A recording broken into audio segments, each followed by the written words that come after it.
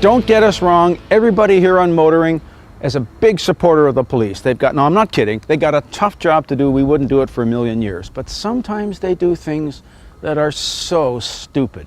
But you know, I don't think it's the police officers. I think it's their bosses. It's a political deal.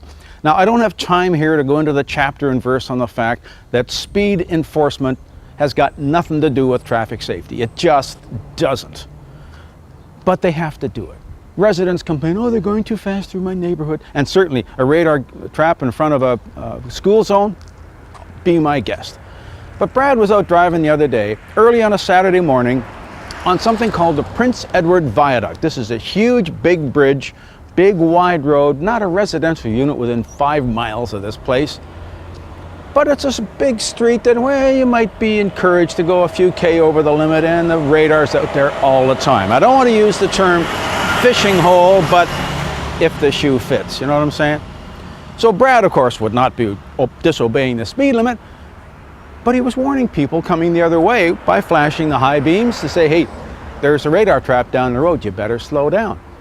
Now, if you knew somebody was going to rob a bank, particularly if there's a cop around the corner, wouldn't you tell them, don't rob the bank? I mean, if the objective is to slow people down, flashing your high beams is going to do it. So if that is the objective, he's helping you out. So what happens? At the other end of the bridge, there's a couple of more cruisers, a couple of more officers. They pull him over and charge him under the Ontario Highway Traffic Act for flashing his high beams. $110. Now, we looked it up. Section 169 says you cannot have alternating high beams flashing unless you're an emergency vehicle. You've seen emergency vehicles with alternating flashing high beams, haven't you?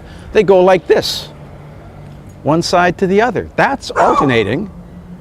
Brad's car can't do that. I bet you your car can't do that either. He wasn't violating 169, which is intended to prevent people from impersonating an emergency vehicle so they don't go places they shouldn't go. He was trying to encourage people to slow down. For this, he pays $110. Not only that, you're taking a law-abiding citizen and making him angry at the police who he normally supports. This is not only stupid law enforcement, it's stupid public relations, and it's gotta stop. I'm Jim Kenzie.